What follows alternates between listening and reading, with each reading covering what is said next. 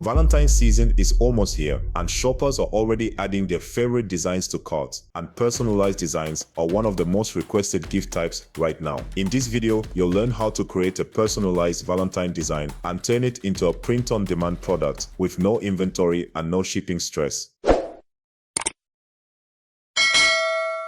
Valentine's season brings a lot of excitement for sellers, but it also brings frustration because this is a time when buyers are actively shopping, yet many creators still struggle to keep up. Orders start rolling in, messages pile up, and customers message or call for adjustments for their customs product. And suddenly, what was supposed to be a simple print-on-demand business turns into manual work, late nights, and constant back and forth. For some sellers, it gets so overwhelming that they stop offering personalization altogether, not because it doesn't sell, but because it becomes too stressful to manage. And that's the real issue. Personalized products aren't hard to sell, they're hard to fulfill efficiently, especially during high-pressure gifting seasons like Valentine's. But here's what most new sellers don't realize. During gifting seasons, buyers aren't just looking for nice designs, they want something that feels personal, something made just for them. That's why personalized products consistently outperform generic ones. A simple product customization instantly increases emotional value, and items like mugs are perfect for this. The demand is already there, but the real question is, how do you sell personalized products without turning your business into manual labor? Traditionally, personalization works like this. A customer places an order, they send their details in a message, you manually edit the design, you upload the new file, then you send it to production. But during Valentine's season, this process becomes overwhelming fast. Orders could get delayed, and many sellers lose sales simply because they can't fulfill orders quickly enough. That's why sellers feel personalization is complicated, but it doesn't have to be, because there's a smarter way out of this. Instead of handling personalization manually, this whole process can be automated, from customization to fulfillment. And this is where Gelato changes the game. Gelato is one of the few print-on-demand platforms that supports automated personalization,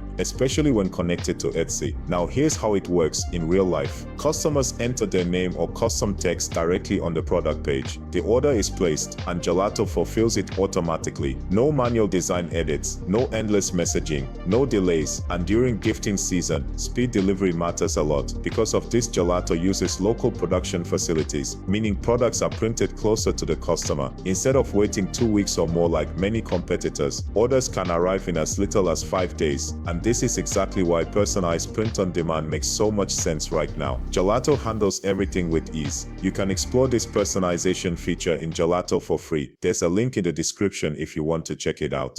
Now, in order to illustrate on how this works, we first need a design, and I found that whimsical Valentine design is currently trending on Etsy. And in order to create one, I crafted the following prompt in a white background. Imagine a whimsical male and female character kissing while holding hands. After that, I copied the prompt into Print.kk, where I will be generating the prompt. But before that, I'll take a screenshot of a high-performing design and use it as a reference image. After that, I'll choose the second AI model, which allows me to write a prompt and control how closely the final result matches the reference image. Then I'll paste the prompt after this. I reduce the reference similarity level, so it won't copy the exact image. Then I selected the aspect ratio and clicked generate, and these are the 4 results I received. But these weren't the only prompts I created. I also put together a full list of prompts you can use to generate similar designs. Just remember that including a reference image helps maintain a consistent style. Once my designs were ready, I headed over to Gelato and made sure my online store was properly integrated. After that, I selected add product and choose single product. Then I choose mug. Once the product loaded, I imported my design into the frame and carefully positioned it to fit perfectly. After placing the design, I click on personalize and choose automatic Etsy personalization. After that, I added text for the customer's name and I duplicated for both names. Once that was done, I moved over to the personalize option, edited the text, and added a sample name to see how it would look. When everything looked good, you can click on try it out.